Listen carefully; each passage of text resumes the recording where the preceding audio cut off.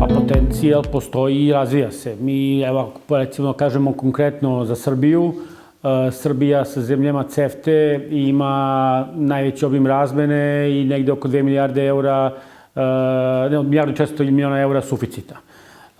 Dakle, i sa tendencijom rasta, što znači da to je trenutni potencijal koji se koristi, a postoji sigurno mnogo veći. U stvari te saradnje da zaista kad se želi bez ikakvih problema mogu da se naprave ne samo saradnja, nego da ta saradnja ima jedan uzlazni tok. Mi od 2013. godine učestvujemo na takozvanom tehničkom dijalogu ili dijalogu dve komore i od onda smo do evo danas zaista postavili značajne stvari i konkretno kako bismo olakšali poslovanje između Srbije i Kosova i kako bismo uspeli da tu razmenu između robe nekako, roba između nas dve strane stavimo u što više moguće legalni kontekst. Ljudi koji su u velikom biznisu ne žele da izađu u javnosti da kažu da mi trgujemo sa Kosovom, da mi trgujemo sa Srbijom. I to ono što nama možda nekad otežava da popularizaciju ovoga što mi radimo. A ono što je nama važno jeste da naš posao je da pokažemo da su stvari moguće, da je sasvim normalna i moguća i otvorena saradnja među Srbije i Kosova, i među Srbije i Bosne i Hercegovine, Crne Gore, uopšte u regionu, da mi damo našim primjerom tako što organizujemo poslovne delegacije, poslovne forume, gde gostuju i da su gostovali i ministri različitih vlada, da pokažemo da to nije čin nikakve izdaje i nikakve neke velike filozofije, da jednostavno idete za svojim interesom. Ono što jeste problem je što postoje carinske i necarinske barijere često koje otežavaju ovu vrstu posla, postoje nerešena statusna pitanja, naročito na severu Kosova, što se tiče kompanija i srpskih zajednice koji sad polako prelaze u kosovski sistem. Puno postoji problema i za njih da se prilagode, postoji nepoznanica kosovsko tržište gde oni ne znaju da plasiraju svoju robu. Dakle, tu postoje puno stvari gde vlade nisu učinile puno da pojednostave, pomognu tim ljudima da u prilagođavanju na novi sistem. Mi rađemo posao sad, ako idemo posete kompanija iz određenih sektora, organizujemo odlaske na sajmove, organizujemo poslovne susrete iz kao što se rekao, određenih oblasti, i pokušavamo da radimo sa našim državnim institucijama i telima da dođe do pojednostavljivanja procedure ekonomske saradnje. Na inicijativu Privredne komore Srbije i Privredne komore Kosova došlo do uspostavljanja Komorskog investicionog foruma. To je jedna platforma koju čini 8 komora Zapadnog Balkana. Dakle, komore Makedonije, Crne Gore, Srbije, Kosova, koje sam pomenuo, Bosne i Hercegovine, Albanije, Hrvatske i Slovenije. Dakle, sve učesnice Berlinskog procesa. I na marginama sastanka u Beču 2015. godine smo mi samo inicijativno, praktično kao inicijativa Komore Srbije i Komore Kosova je došlo da se dođe do jednog objedinjavanja svih komora Zapadnog Balkana, kako bismo mi mogli da budemo aktivan partner u projektima i procesima koje prati Berlinski proces, a tiču se obnove infrastrukture, tiču se energetike, tiču se digitalizacije i tiču se rada na pojednostavljivanju, odnosno otvaranju regiona za slobodan tok radne snage. Dakle, a to će se desiti preko ujednačavanja, priznavanja diploma. Korak dalje učinjen u pravcu institucionalizacije organizovanja.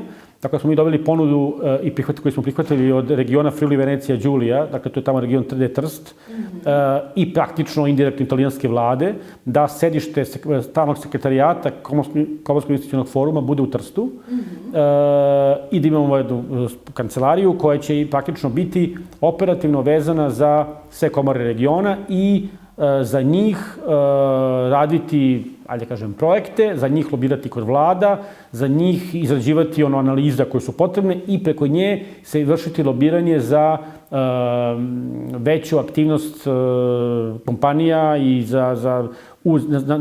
na teritoriji Zapadnog Balkana.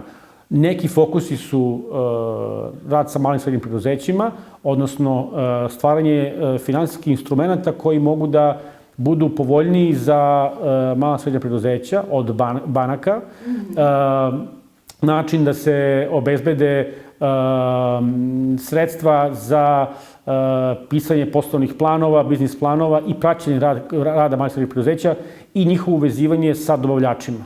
Sad, to nije samo za jednu privrednu komoru, jednu ekonomsku jedinicu, nego za svih 8. Tako da je onda ova vrsta jednog mesta u stvari bila, mislimo, smatramo optimalna. I mi sad računamo da ćemo 12. jula, kad bude bio summit na Zapadnom Balkanu, da u Trstu, da zvanično se taj sekretarijat inauguriše, nadamo se, učešće premijera Zapadnog Balkana i učesnika tog procesa. Vi ako želite da budete u 21. veku igde negde na mapi sveta, da ne kažem, sve i napravi Evrope, ali onda eventualno sveta, vi jednostavno jedino to možete da postignete kroz ujedinjeni zajednički pristup svih zemalja Zapadnog Balkana, svih zajedno, gde možete da ponudite u stvari prednosti kao jednog zajedničkog i tržišta i zajedničkog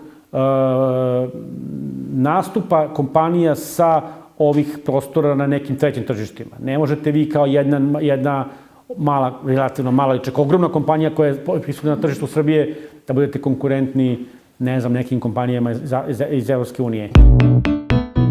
I to sad intenzivno radimo sa Albanijom, intenzivno radimo sa Kosovom, da pokušamo, na primjer, da napravimo na tom nivou uvezivanje mlekarske industrije, da na tom nivou uvežemo, na primjer, kozmetičku industriju. Dakle, postoji zainteresovanost firmi da to rade i mi to omogućavamo. Međutim, kao što sam rekao, veliko ima i nepoznanica, dosta nepoverenja, ali mi to pokušavamo, evo da kažem, da nekako našim radom sklonimo sa strane. Konkretno, ove godine će biti osnivačka sednica Mešovite komore Srbija-Albanija, koja će to obezbedi stotinak, nadamo se, kompanije kao članica, koja treba da bi sedištem u Tirani, da zastupa interese srpskih kompanija u Albaniji i albanskih kompanija u Srbiji. Znate kako, nama ono na čemu mi sad radimo, a što trenutno nemamo, to je jedan ovako regionalna baza investicionih projekata, zakonodavstva, bilo zakona, bilo podzakonskih akata, i regionalna baza na jezicima, dobro, lokalnim i engleskom, tendera, procedura, javnih nabavki, dakle svega na jednom mestu što neko može da zainteresuje ako je strani ili domaći investitor, a želi da radi posao na nekoj novih zemalja. Dakle, to je jedna stvar. I druga je jedna analiza komparativnih prednosti i u poslovanja kao i gledanja ove regije kao jedne regije. Dakle, to su neki instrumenti na koje mi sad radimo, da vidimo gde bi bile oblasti gde možemo da se povezujemo i da po mogućstvu pokušamo da ne bude jedni drugima konkurencija. Ono što je takođe izazov jeste, to smo na početku, ta politička dinamika. Znači, mnogi i privredne komore često zavise ili slušaju svoje, ajde kažem, vlade, ili pa onda nekad nastupaju otvorenije ili manje otvoreno, zavisnosti od sistema komorskog.